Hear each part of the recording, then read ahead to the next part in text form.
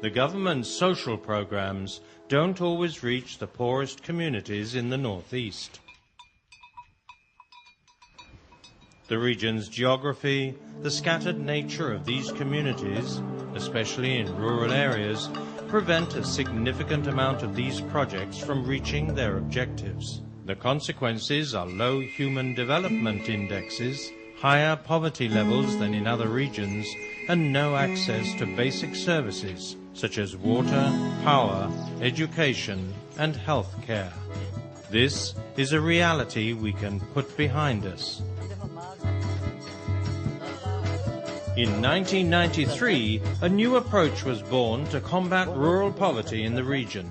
With the support of the federal government, the governments of the northeastern states and the state of Minas Gerais, investments were made in a sizable social project whose main characteristic was the decentralization of decision-making to local spheres and the transfer of resources directly to poor rural communities. Of course I didn't believe in this approach. I mean, I am from the tradition that the government should do the thing, that the government is elected, that the government is the one that have the taxes, that they should do things. I was, in my early years, a person from those agencies. I fought this approach at the very beginning. But today, I have not presented to the management of the bank any project that it is not based in this approach.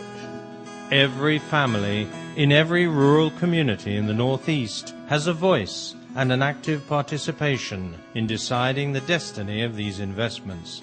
This is the decentralized approach in which communities decide, prioritize, and execute their investments collectively.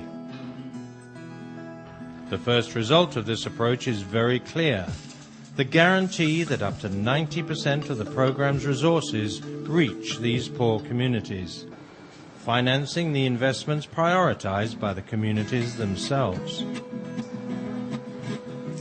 Life has visibly improved for families who have been assisted, with direct impacts on health, dignity, and self-esteem.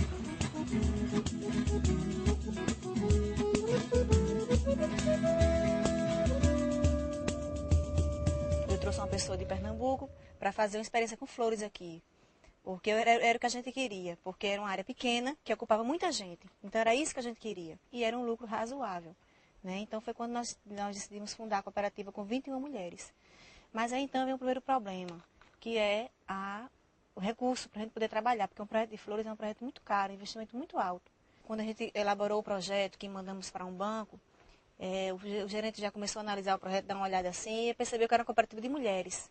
E olhou um olhar bem irônico. Cooperativa só de mulheres? Por quê? Eu digo, porque não pode, não tem problema, mulher não trabalha? E isso já foi a primeira dificuldade. E outro impasse foi a garantia. Nós não tínhamos a garantia, né? Então foram dois grandes problemas. O preconceito nosso de mulheres e a garantia, né? E nós passamos 3 anos e meio neste banco. Não teve jeito de a gente conseguir o dinheiro. Então a gente colocou todas as nossas forças no projeto Cooperar. E graças a Deus, com 6 meses, a gente foi contemplada pelo projeto.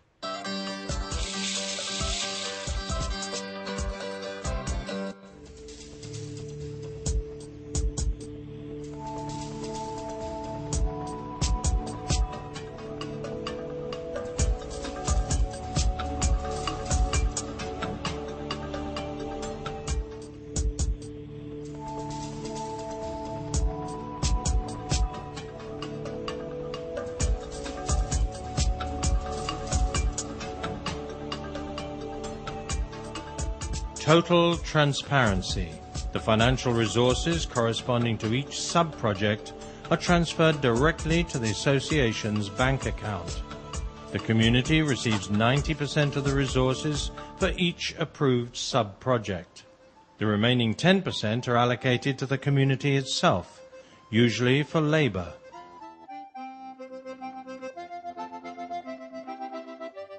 Então esse 10% ficou em média de R$ 8.400. A gente não tinha como ter esse dinheiro. A gente estava já morrendo, se acabando. E entrar com R$ 8.000, então como foi um meio que a gente encontrou? Foi montar todo o projeto com a gente mesmo montando, o suor da gente. A gente trabalhando, mas sem receber.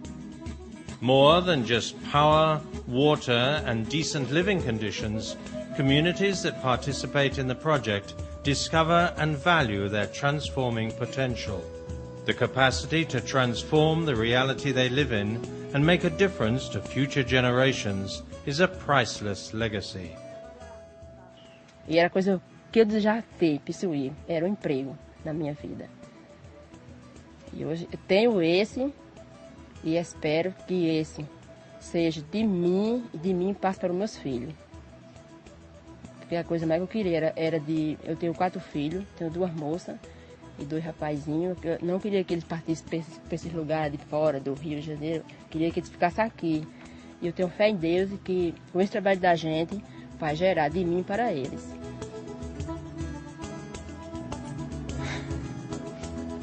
In this story, our heroes have discovered that together hardship can be lessened and that overcoming poverty is possible with the commitment and participation of all responsible parties. The World Bank, state governments, municipal governments, NGOs, civil society and the people, whether anonymous or not. The true protagonists of this story are the poor rural communities of the Northeast. To be a part of this fight, as one of the gears in the process, is a great source of pride. To see its results is our greatest accomplishment.